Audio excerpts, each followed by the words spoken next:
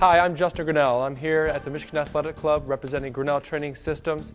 I'm here to talk to you a little bit today about movement preparation, also known as warm-up. How to correctly warm up your body, get the body working on all cylinders so that when you go to work out, you're working out much more efficiently and much more effectively as well. Here in my hand I have a foam roller. What the foam roller is, it's a self-massage tool. It's going to break up knots and adhesions in your muscles, which is going to also transfer into letting that muscle work properly and more efficiently. I'm not going to talk a lot about the foam roller today, but I just want to make everybody aware that this is the first thing you want to do in trying to warm up, prepping the muscle tissue, increasing the quality of the muscle tissue, which is very important against reducing pain and injury as well. The first thing I'm going to do today is do something called thoracic extension, also called lat stretch. And what that is, it's going to help mobilize your thoracic spine. The way we're going to properly warm up today is a joint-by-joint approach. I learned this from a guy named Mike Boyle out in Boston University.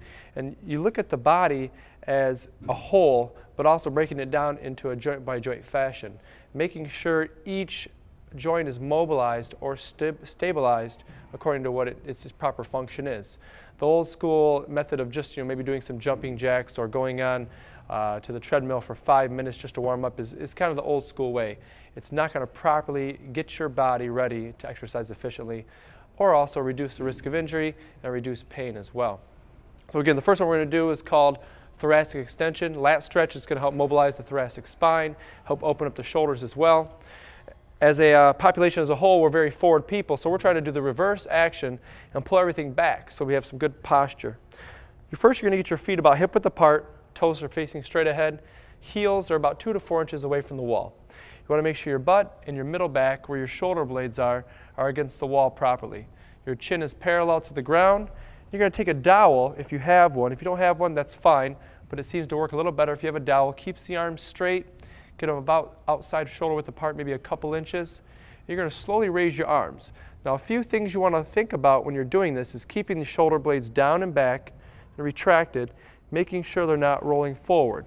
Now, if you start to go down or up and you see the shoulders roll forward, you need to pull them back. Also, when you're going up or down, make sure you don't elevate the shoulders as well. So shrugging those shoulders down and back, getting up as far as you can and back down.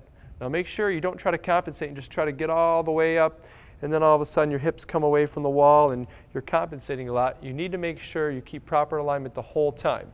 So again, make sure keeping stomach tight, staying nice and tall, raising the arms up properly and slowly so your shoulders don't shrug up or down, and also so they don't roll forward, making sure you keep those middle back muscles tight as possible. Again, that's called thoracic extension and lat stretch, helping stretch out your latissimus dorsi muscles and also helping open up the shoulders as well. The next one we're going to do is very similar exercise. It's going to help the mobilization of that thoracic spine. Where that is the middle part of your back right here, in between your shoulder blades. And the muscles around that area tend to be underactive, meaning they're not turning on correctly, they're not working well enough. And these muscles up here, your upper trap muscles, tend to be overworked. We're very, we carry our stress right there. We're very forward people, so we're trying to, again, just to reverse that type of movement.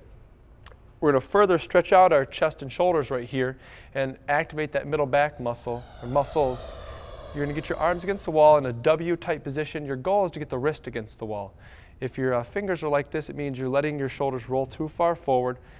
But if you can't get back here, don't force it. That's going to do more harm than good, and you're probably likely to compensate whether arching your back and not having your hips or knees in the correct alignment or somewhere down the chain.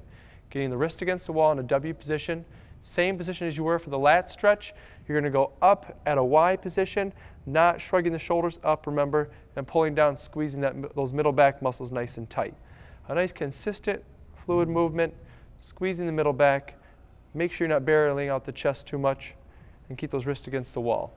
After about 10 or 15 repetitions, you should feel your middle back muscles firing up pretty well and also stretching out the chest and shoulders dynamically. That is called the wall slide.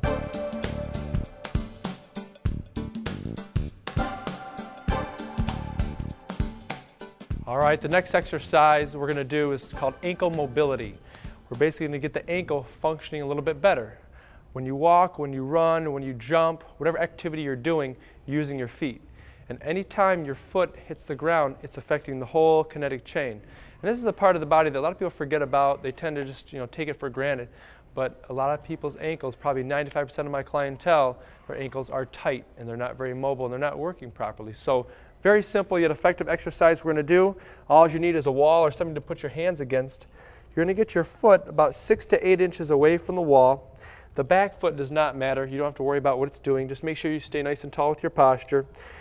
Make sure your foot stays flat and straight ahead the whole time. You never want to let this heel lift up. You've got to keep the heel down. You're going to do 3 different motions for our 3 different planes of motion. You're going to push in towards your inside of your foot or your big toe and go as far as you can in a piston pumping action, not letting the heel move up. Then you'll go 5 times straight ahead. Then you go 5 times out to your pinky toe or to the outside. And just make sure, again, pushing as far as you can in a continuous movement, trying to get as much mobility in what's called that sagittal plane straight ahead, and also not letting that heel lift up.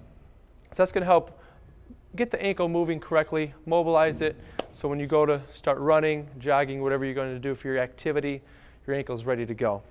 We're going to further mobilize the ankle, but also get the hip into it as well with a real basic leg swing. Another simple yet effective exercise. You just need a wall or something to put your hands against so you have a little bit of balance and stability. The foot is flat and straight ahead. Again, you don't want the foot to move at all. You'll notice if you kick your leg hard enough, the foot's going to move around. So you want to make sure you can maintain that plant with your foot. You're strengthening the foot, but also mobilizing the ankle.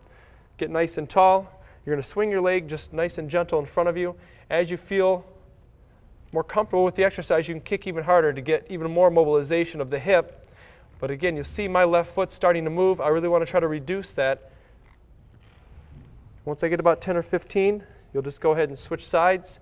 Again, just pay attention to your foot, pay attention to your posture, and swing in front of your body. Again, that's called the leg swing. It's helping ankle mobility and also probably warming up your hip as well.